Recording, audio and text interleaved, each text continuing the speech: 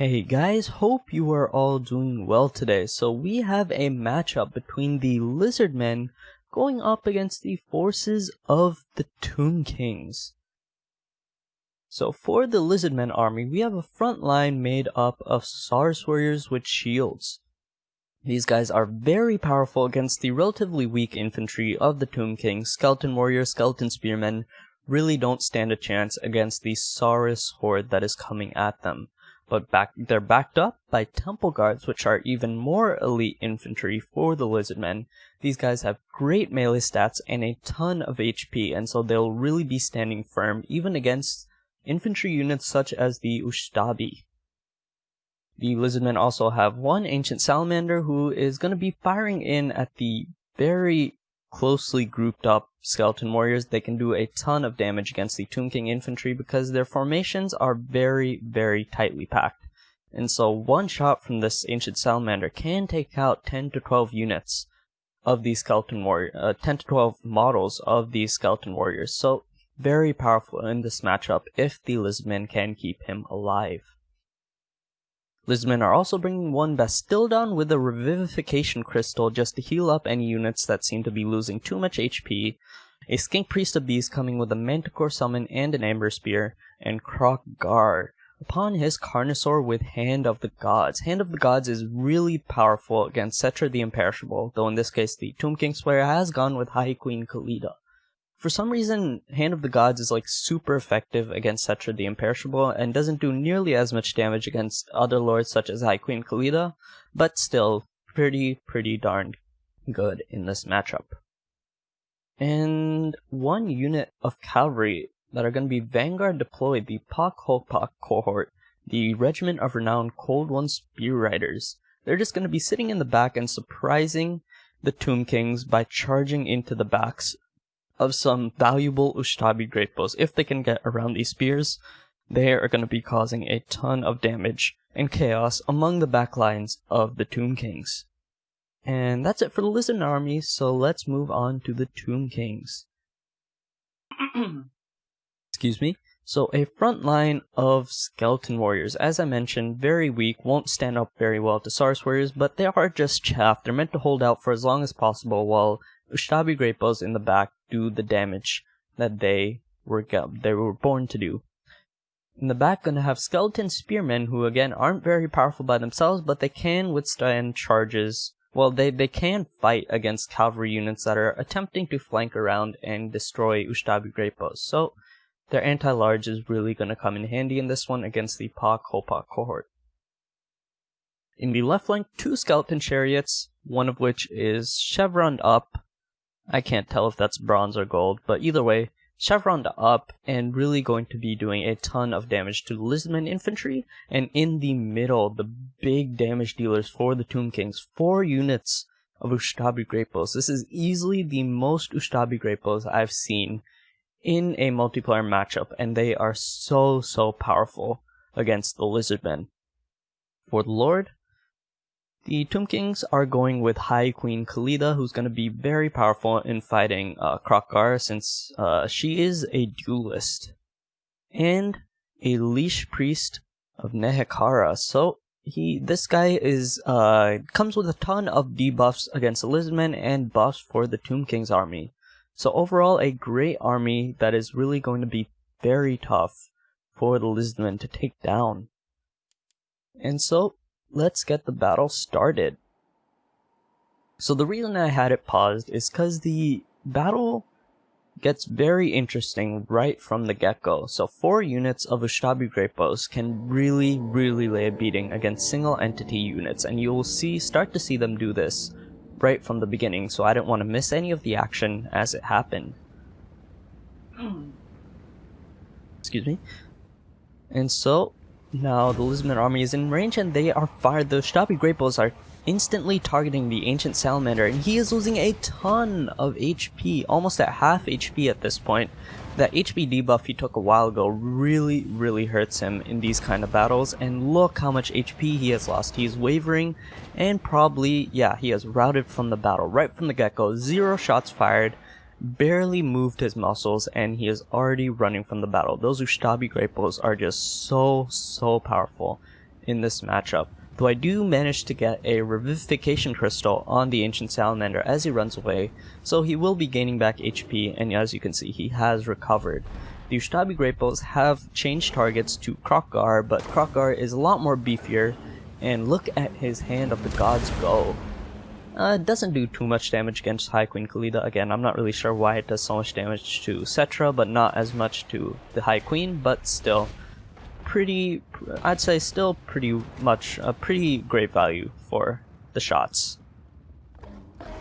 And now the Lizardmen infantry approaches. The good thing about the Ushtabi Greatbows targeting Krokgar and the Ancient Salamander is that the Lizardmen infantry is relatively healthy at this point. Only one unit of Saurus Warriors has taken a beating, and the big guys, the Temple Guards in the back, have taken 0 HP damage, and they'll be chewing through Skeleton Warriors. Krokgar is still taking a ton of hits to the face from these Ushtabi Greatbows. He really needs to disengage and try to get out of range. A Manticore summon comes in. Let's see where, right here, Manticore summon from this Skink Priest of Beasts who is stuck in melee. He probably doesn't want to be there since he really doesn't have the best melee stats, but Manticore summon is going to be able to shut down some of these Ushtabi Greatbows just for a little while, which is going to be so valuable for the Lizardmen, while the Pakopa cohort attempts to penetrate the Tomb Kings from behind. That's what she said. I just realized. And now, oh man, Krokgar is routing from the battle. He has taken so much damage, only 500 HP left, and luckily I do manage to pop a Revivification Crystal on him, just like the Salamander, as he runs away, and so he will be gaining back a bit of HP. Not sure if that'll be enough to save him, but hopefully he will return to the battle, and the Lizardmen won't take a huge leadership loss yet. The Pakopa cohort is attempting to skirt around some Skeleton Spearmen, but looks like they are going to intercept him. Not the greatest charge from the Pakopa cohort, but still, they're Regiment of Renown. They can definitely deal with some weak Skeleton Spearmen, though they do get a charge into the back of some Ushtabi Greatbows alongside this Bastildon, so not the worst scenario. And now the backlines of the Tomb Kings is relatively compromised.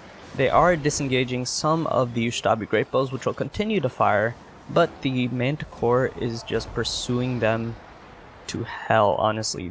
He's just been spawned, I think, not really sure. Oh look, a Hand of the Gods actually. Second Hand of the Gods doesn't do too much damage either, but this Manticore is just ruthless in its pursuit. Currently fighting the Leash Priest, but still, him shutting down the Ushtabi Greatbow for that long was vital for the Lizardmen. The Ancient Salamander has returned, well, you've probably seen him for a while now. He returned a while ago, but he has been just consistently firing into some Skeleton Spearmen and doing a ton of damage, already at 35 kills. And considering the fact that he was routing from the initial impacts of the Ushtabi Greatbows, the fact that he even has some kills means a ton. Look at him, 56 kills. In the couple seconds I was talking about him, he got like 20 kills. The Hopa cohort has managed to catch some more Ushtabi Greatbows in the back line, so great value already for those guys. An Amber Spear trying to shut down some Skeleton Chariots along with this Ancient Salamander. But looks like, yeah, they've gained this one has gained quite a bit of experience. As you can see by the chevron, they didn't have any chevrons from the beginning, and now they do. So they have definitely been having a huge impact in this battle. And Krokgar has recovered. He is standing at the edge of the map, out of range of the Ushtabi Greatbows, and he's really not going to have too much of an impact on the further battle, since any single shot from any of the Ushtabi Greatbows will probably rout him. So keeping him on the edge of the map is probably best.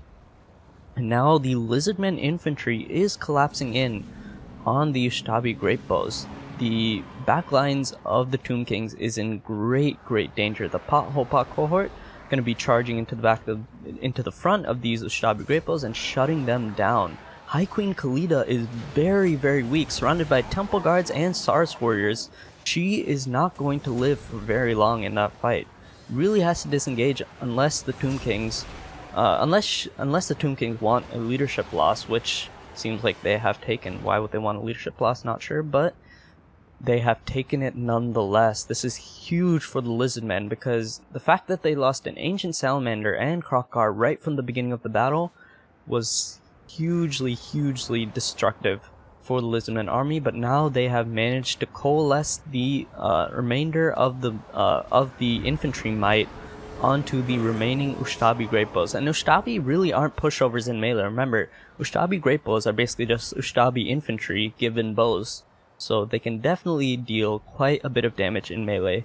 And now Kroq-Gar is returning to the battle. A great amber spear goes off into some skeleton spearmen, and they lose quite a bit of HP, quite a bit of models, but they continue their charge into the flanks of some temple guards and Sars warriors. Kroq-Gar misses his charge into some skeleton chariot sword, going right into the face of this King Priest of Beasts, and he goes flying. Kroq-Gar does come to the rescue. Hopefully he can shut these skeleton chariots down and leave this King Priest of Beasts alive. Bastildon with the Revivification Crystal has come back, and so at this point the battle is heavily in the favor of the Lizardmen. The fact that the Lizardmen have Kroq-Gar and High Queen Khalida is dead at this point is a huge bane for the Lizardmen. And now the infantry has collapsed upon the remaining Ushtabi Great Bows and the remaining infantry of the Tomb Kings, and the battle is basically over at this point. Kroq-Gar comes in for his final charge to put a stop to the battle against the dead, and seems like army losses has taken place at this point. Yeah, so overall a great matchup by the Tomb Kings. The fact that they brought 4 Ushtabi with great bows proved to be fatal for the Ancient Salamander and Kroq-Gar, but though they both recovered to definitely prove their value later in the battle. Not really Kroq-Gar, really his Hand of the Gods didn't do too much damage, and at the end his final charge really didn't seal the battle, but still. The fact that the Ushtabi Great Bows managed to rout 2 very important units of the Lizardmen proved to be very tough, very hard for the Lizardmen to come back from, but they still managed to do it. The infantry, the Sars warriors, the temple guards held out against the might of the Tomb Kings and finally won out. Anyways, I hope you enjoyed this battle. Remember to like and subscribe if you enjoyed the content, and I will see you guys in the next one.